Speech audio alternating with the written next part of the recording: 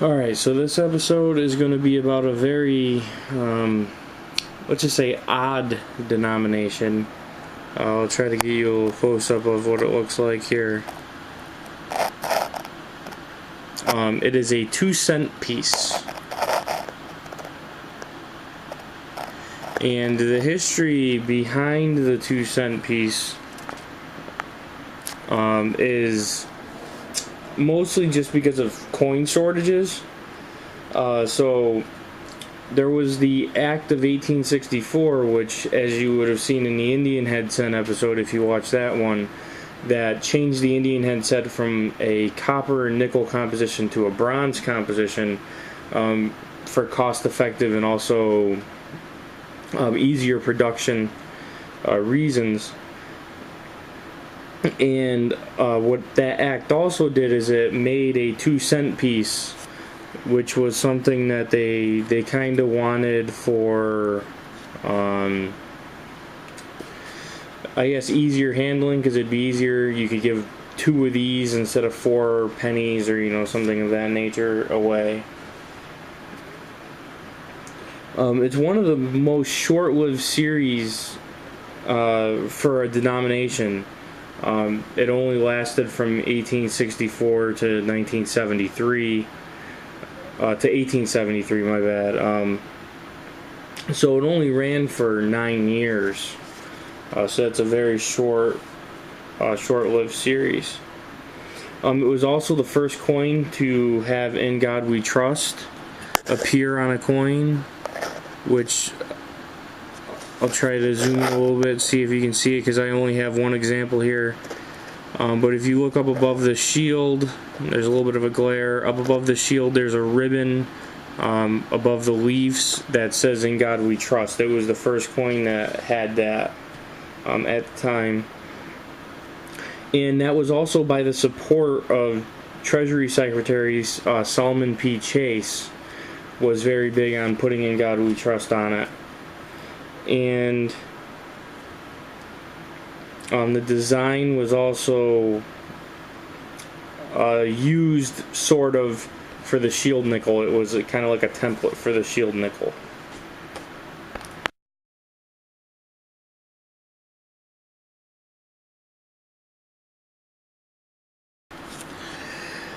Okay, so the design of the 2-cent piece, the obverse of the coin has a shield in the center with the date at the bottom, and it also has some leaves and some branches and a ribbon across it that says "In God We Trust," which is the first coin that has that kind of motto.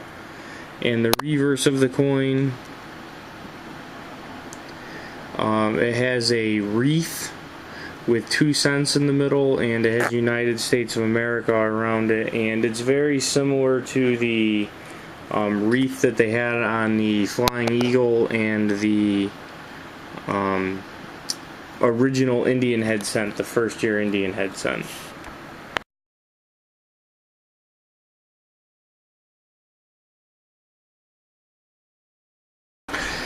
Okay, the designer was James B. Longacre, and we're not going to really give you a ton of detail here because we did for the Flying Eagle one, but he was appointed the director of the chief engraver of the U.S. Mint after Kirsten Gobrecht had passed away, and he was succeeded by William Barber when he passed away in 1869.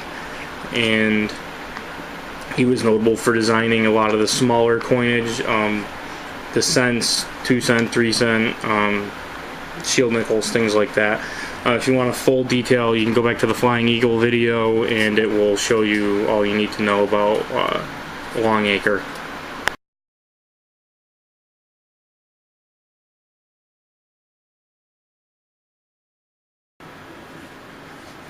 Alright, so the specifications of this coin, it weighed 6.22 grams, which should be noted that that's exactly twice the amount of what the new bronze cent at the time would have been, because they were still big on intrinsic value, which was, since it was 2 cents as opposed to 1 cent, it would have twice as much as what was in the 1 cent.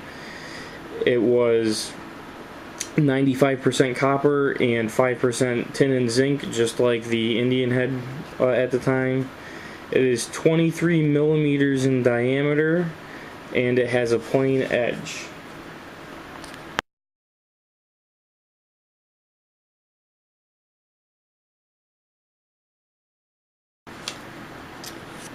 Alright, again, from this time period, as you might have seen in some previous videos, they did not make these at any mint marks except for Philadelphia, so they don't have any mint mark at all. There are no mint marks in the 2-cent series.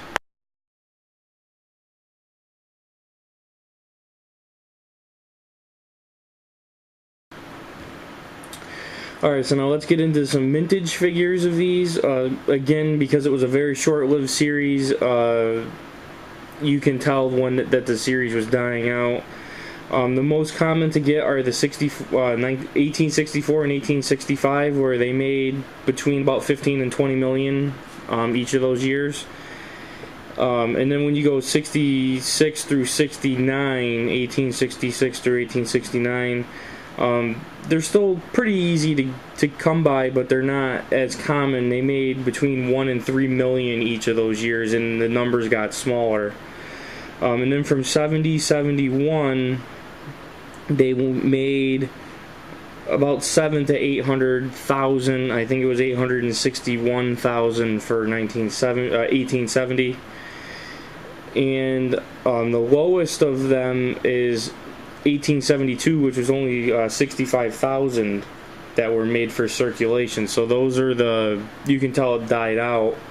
Also, the rarer of the mintages are proofs. They didn't make too many proofs, you know, a couple, maybe up to a couple thousand at the most of a year.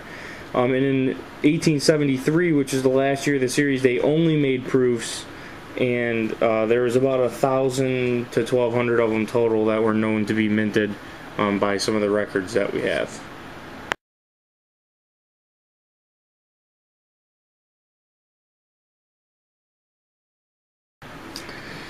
And the last part here, of course, is key dates. Are there anything that's really worth trying to find? And again, to be pretty honest with you, most of them, except for the last couple, because the mintages got really low, you can pick them up for almost the same price as like the earlier ones. And the reason why is it wasn't a very popular series, which is one of the reasons why I only have one of them here to show you.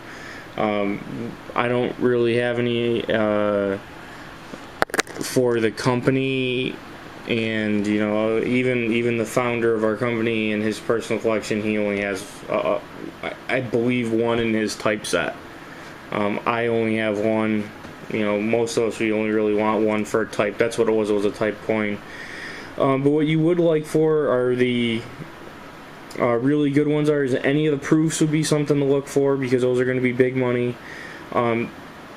In 1864, they had a small motto and a large motto, and one of the main ways to tell is that if you look on the motto, which is probably hard to pick up on the camera, the motto would be touching like the ribbon and such. And the other two would be, obviously the 72 was only 65,000 made, and there was an 1867 double die. So that would be one to look for.